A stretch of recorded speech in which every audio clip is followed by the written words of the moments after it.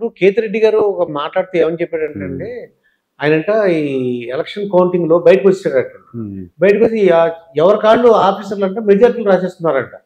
అది నిజమేనంటారు అది?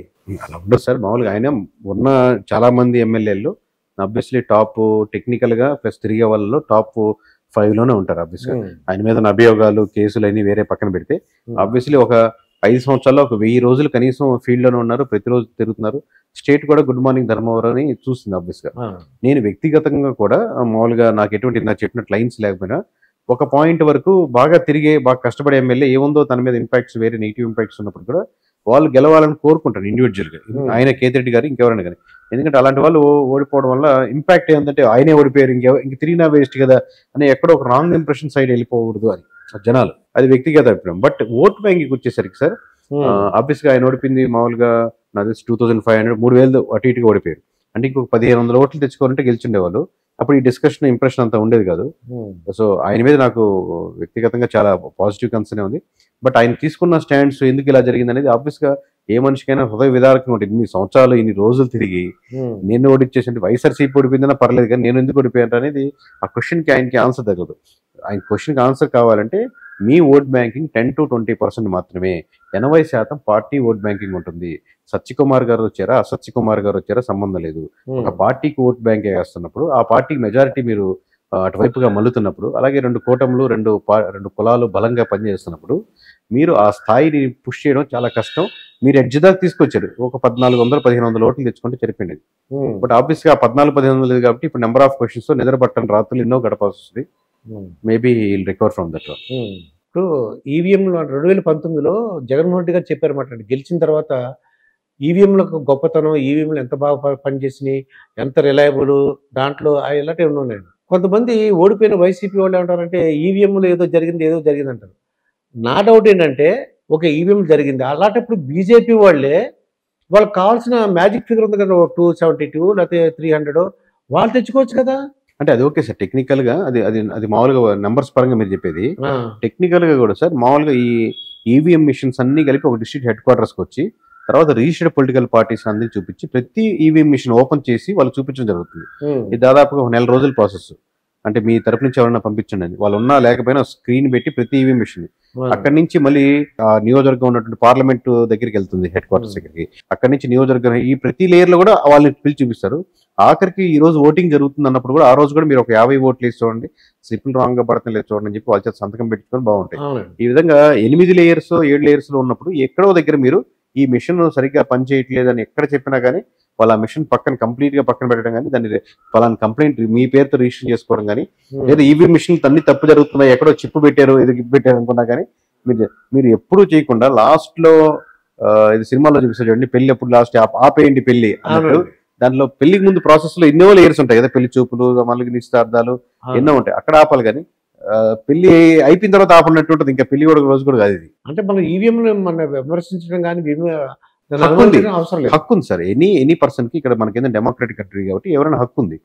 బట్ మీ హక్కు ఇంకా దాని ముందు ఎక్స్ట్రా చాలా ఆప్షన్స్ జరిగేదానికి రిజల్ట్స్ వచ్చిన తర్వాత అంటే అది ఏదో ఊరిని బ్లేమ్ గేమ్ లాగా అయిపోద్ది కానీ అది రియల్ గా అనిపించదు, ట్రూగా అనిపించుకోదు. అంటే ఏదైనా ఉంటే ముందే చెప్పాలి, ముందే చెప్పొచ్చు. ఇప్పుడు ఏదో 40,000 కట్టి ఏదో చెక్ చేసుకోవచ్చు ఏదో చెప్తున్నారంటే అది మీకు ఐడియా ఉంది సార్? నాకు ఐడియా లేదు సార్. ఓకే, అంటే ఎలక్షన్ అయిపోయిన తర్వాత ఒక పలానా ఈవీఎం మీద నాకు డౌట్ గా ఉందంటే 40,000 కట్టి చేసుకోవచ్చు అట.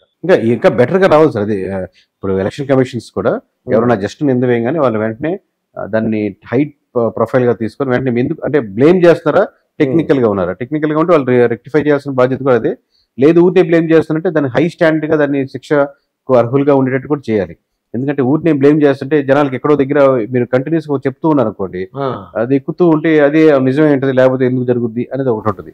అంటే మొదట్లో మన సిస్టమే ఫెయిల్ అయిపోద్ది ఓవరాల్ దాని మీద. ఇప్పుడు ఎవరైతే ఈవీఎం విమర్శిస్తున్నారో వాళ్ళు చేయని వాళ్ళు లేరు సార్. మామూలుగా బీజేపీ చేసింది, కాంగ్రెస్ చేసింది, అద్వానీ కానీ ఇప్పుడు జగన్మోహన్ రెడ్డి గారి వరకు ప్రతి ఒక్కరు దాని మీద విమర్శించిన వాళ్ళే. ఇప్పుడు మన ఏపీ గురించి చూస్తే మరి నేషనల్ సర్వే వాళ్ళు ఇచ్చారు కదండి, వాళ్ళు 120 నుంచి 140 వరకు ఇచ్చేసారు వాళ్ళు నేషనల్ సర్వే వాళ్ళు. అప్పటికి ఇంకా ఎగ్జిట్ పోల్స్ లో చెప్పారు వాళ్ళు అబద్ధం చెప్పరు కదా, వాళ్ళు సర్వే చేశారు కదా. యాక్చువల్ కాదు సార్, ఒకసారి లెట్స్ సే మేము కూడా ఫెయిల్ అయ్యి అందరూ ఫెయిల్ అయినప్పుడు కూడా అంత మాత్రం రిజల్ట్స్ తప్పట్టేది లేదు. ఇప్పుడు కేకే అనేది మనకు బ్రాండింగ్ గా మారింది. లెట్స్ మేము కూడా డిసాస్టర్ గా వైఎస్ఆర్సీపీ గెలిచేస్తని చెప్పాం అనుకోండి, అందరూ పోయాం అనుకోండి. దట్ డజన్ మీద మేమంతా ఇటు చెప్పాం కాబట్టి ఎలక్షన్స్ రిజల్ట్ అలాగే రావాలని కాదు కదా, దానికి ఒక ప్రామాణ్యం ఉంది కదా, అది కదా ట్రూ రిజల్ట్స్ చెప్పేది. మేము దానికి ఎంత దగ్గరగా చెప్తే అంత మాకు క్రెడిబిలిటీ పెరుగుతుంది అంతే. ఇప్పుడు ఆరా వాళ్ళు కానీ నాగన్న వాళ్ళు కానీ వచ్చేస్తున్నారు అనేసి ఆ రోజు కూడా కూర్చొని చెప్తారండి. ఫర్ ఎగ్జాంపుల్ వాళ్ళ భవిష్యత్తు ఉంటుందంటారు, వాళ్ళని ప్రజలు నమ్ముతారంటారు వాళ్ళు, మిగతా సర్వే వాళ్ళు కానీ. ఆరామస్థాన్ గారు obviously more experienced than me, more have contacts and connections in political party. నాకు ఎక్కువ నేను వర్క్ తప్పితే మామూలుగా నేను కలిసేది కూడా తక్కువ సార్ వేరే వాళ్ళు. సో ఎక్కడో ఒక తప్పు చేశారు. ఇప్పుడు నేను ఈ రోజు ఫోన్ చేసి నా దగ్గర ఒక ఇన్ఫర్మేషన్ కేకే మీరు నేర్చుకుంటారంటే ఈ రోజు వెళ్ళి నేర్చుకుంటాను. ఆయన పాజిటివ్ నెగిటివ్ రిజల్ట్స్ గురించి నాకు సంబంధం లేదు సార్. వాళ్ళ ఎక్స్పీరియన్స్ పర్సన్స్ బెటర్ దాన్ని రికవర్ చేసుకుని ఇంకా ముందుకు వెళ్తారని నేను ఆశిస్తాను, అంతే, అంతవరకు చెప్పగలుగుతాను. నా డౌట్ ఏంటంటే మీ జగన్మోహన్ గారు గెలుస్తున్నారని చెప్పాడు కాబట్టి ఈయన చెప్పే సర్వే తప్పు అవుతుంది, మనం ఆయన దగ్గరికి వెళ్తాను అనుకుంటారా, బిజినెస్ పాడవుతుందా అని. అది క్లయింట్స్ డిసిషన్ కదా సార్, అది ఎలా అంటే వాళ్ళకున్న ఇంటరాక్షన్స్, వాళ్ళకున్నటువంటి దాని మీద ఆధారపడి. ఇప్పుడున్న ఈ కూటమి ఫ్యూచర్ లో కూడా 2029 కూడా వీలే గెలవాలంటే ఏ కార్యక్రమాలు చెప్పితే బాగుంటుంది, ఇప్పుడు మీరు సజెషన్ ఇవ్వగలరండి అన్న? చాలా కార్యక్రమాలు ఉంటాయి సార్, మామూలుగా మీకు చెప్పినట్టు. ఎందుకంటే మీరు ప్రజల్లో తిరిగారు, వాళ్ళ భావాలు ఏంటంటే మీకు అర్థమైంది. ఇంత 2,70,000 కోట్లు ఇచ్చినా సరే జగన్మోహన్ రెడ్డి 11 సీట్లు ఇచ్చి పంపించారు. అంటే ప్రతిసారి కూటమి వైఎస్ఆర్సీపీ లేదా బీజేపీ కాంగ్రెస్ ఇంకా వేరే పార్టీస్ ఎమర్జ్ అవ్వచ్చు కొత్తగా. ఇప్పుడు ఎందుకంటే ప్రతి ఒక సెట్ ఆఫ్ ఇయర్స్ కి ఒక కొత్త ప్యాటర్న్ ఆఫ్ ఓట్ బ్యాంకింగ్ తయారవుతుంది సార్. ఇప్పుడు గడిచిన 10 years ఓట్ బ్యాంకింగ్ నేను చెప్పగలుగుతాను కాబట్టి బుర్ర తక్కువ వాళ్ళు తక్కువైపోతున్నారు, బుర్ర వాళ్ళు పెరిగిపోతున్నారు సార్. బుర్ర తక్కువ వాళ్ళు తక్కువైపోతున్నారు. అంటే బుర్ర తక్కువ అంటే నేను ఎట్లాగైనా ఇదే వెనకేస్తాను అనుకునే శాతం మంది తక్కువైపోతున్నారు. ఓకే, లాస్ట్ నేను ఎప్పుడు మా కుటుంబం కాంగ్రెస్ కే, మా తాత కాంగ్రెస్, మా నాన్న కాంగ్రెస్ అలాంటి నేపథ్యం అట్లా అనమాట. దాని నుంచి మారుతున్నారు, మార్పు కోరుకుంటున్నారు బలంగా కూడా. ఈ శాతం 30% వరకు పడిపోతుంది, మిగతా 70% మంది ఒక డ్రాస్టిక్ చేంజెస్ కనబడుతున్నాయి. అబ్వియస్ గా ఇప్పుడున్న ఫ్రీ స్కీమ్స్ లో అంత డ్రాస్టిక్ చేసేదానికి పాసిబిలిటీ చాలా తక్కువ. బట్ బేసిక్ మున్సిపాలిటీ క్లీన్ గా ఉండడం, దోమలు లేకుండా చూడడం, కాలువలు, రోడ్లు, స్కూల్స్, మున్సిపాలిటీలు, ఏదైనా గవర్నమెంట్ ఆఫీస్కి వెళ్తే పని చూడడం, ఆ చుట్టుపక్కల మండలాల చుట్టూలోనే 10,000 15,000 జాబ్ చేసుకోవడం, చిన్న పరిశ్రమలో ఉండడం. కేవలం అమరావతి అని ఉండి మొత్తం శ్రీకాకుళం, ఇచ్చాపురం మీద దాని మీద ఓట్లు పడకూడదు సార్. సో ఈ సెక్షన్ ఆఫ్ చేంజెస్ లో మీరు చేయగలిగితే ఓట్లు పడతాయి.